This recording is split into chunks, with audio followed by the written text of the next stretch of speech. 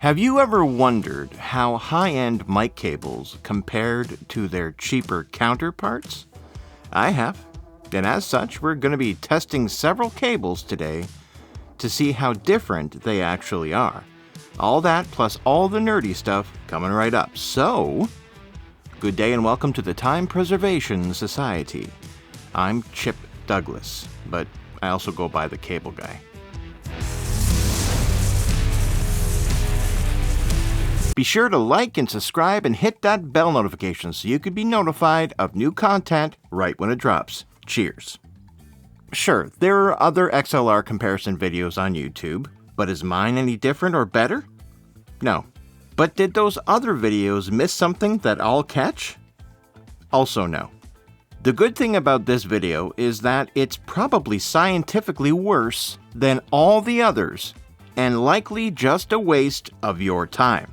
But I sure will have a lot of fun doing it. Not sure about you. So I have here a few different types of cables.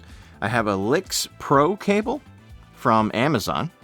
And also I have a Rode cable that comes free with the NT1 and the NT1A kits. And I have a Quad Mogami cable by World's Best Cables. It's the literal same as Mogami Studio Gold.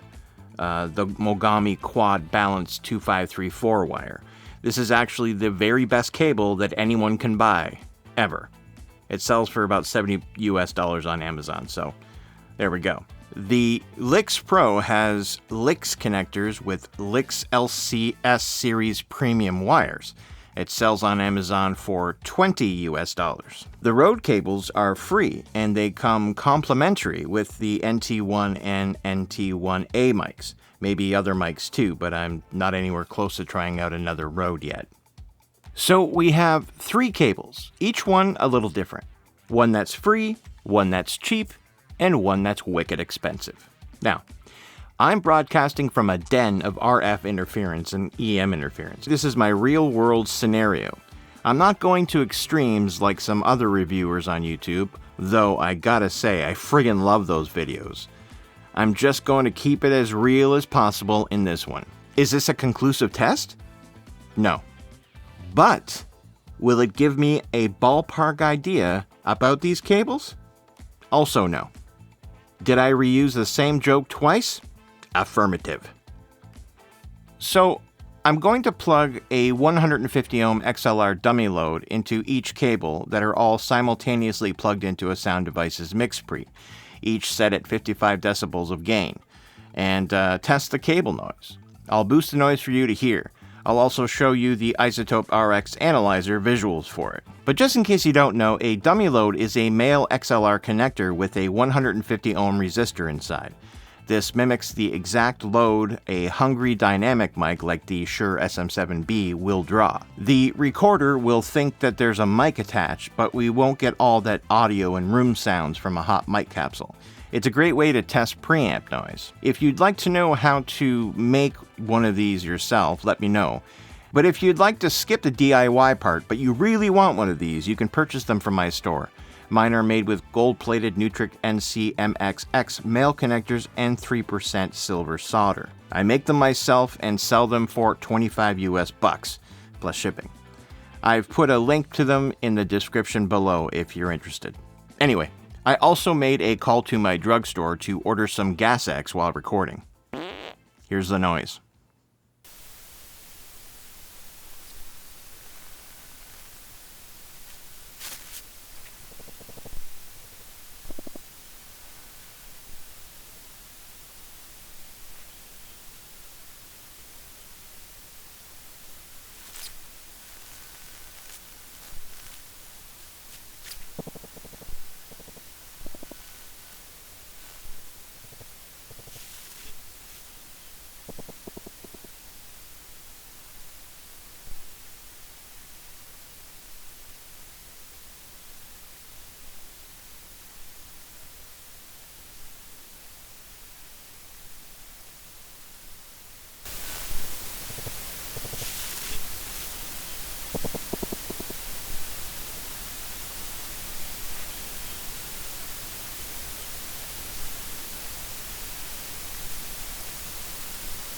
How about the sound? I'm not sure if YouTube's audio compression is going to change how you hear the subtle frequency differences of the cables, but I'll allow it. Here's me talking through the Rode Free Cable, and this is how it sounds. Sounds like it should, but hold on. How about another cable? Let's swap.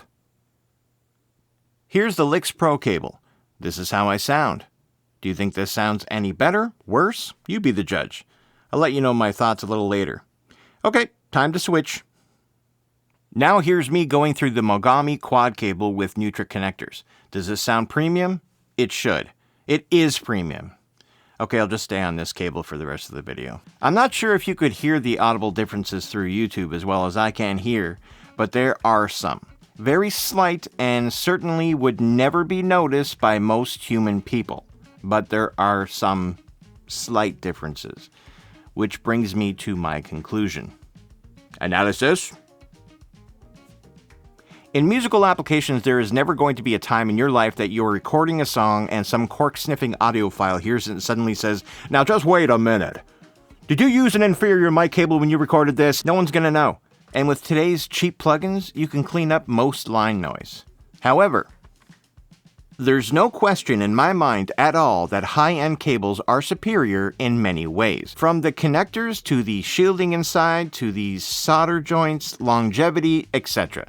A better build is a better build. And if you're doing some field recording and need the quietest cables you can find for your delicate nature ambiances, then I would recommend nothing less than a quad cable like the Mogami Gold or World's Best cables can provide. Let's say you're hired for location sound and you're on the clock. You'll need the highest quality cables you can get. Sending your files to post with the sound of generator power surges in your audio is a rookie move. Also, you need to depend on those cables. They cannot fail. This is where I would urge you to go high-end. You also need to maintain your cables, but that's another story altogether. Do I recommend World's Best cables, Quad Lyx XLR cables, which are Mogami Studio Gold? Yes, I do recommend them. Do I recommend the others? No. But if you're making music with them, they'll do the job well enough. They're just less dependable, and they're quite defenseless against some RFI, which is much harder to remove in post. You've got a high-end mic and a high-end recorder or interface, but you're going to go cheap on the very lifeline that tethers them together?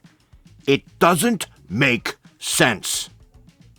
You know me, I'm always going to pick quality. I love quality things that are built to last, and at my age, I just don't bother with the cheap stuff anymore if I can help it.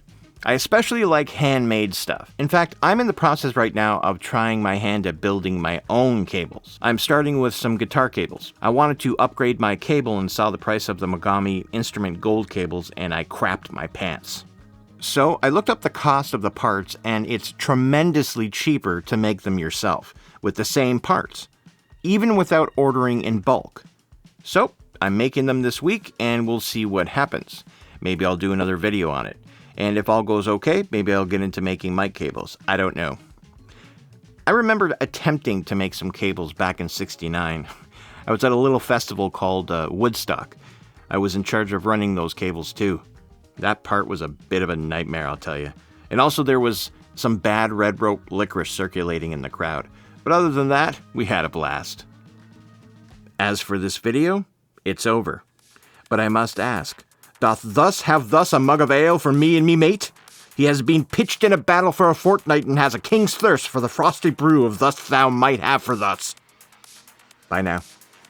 End transmission.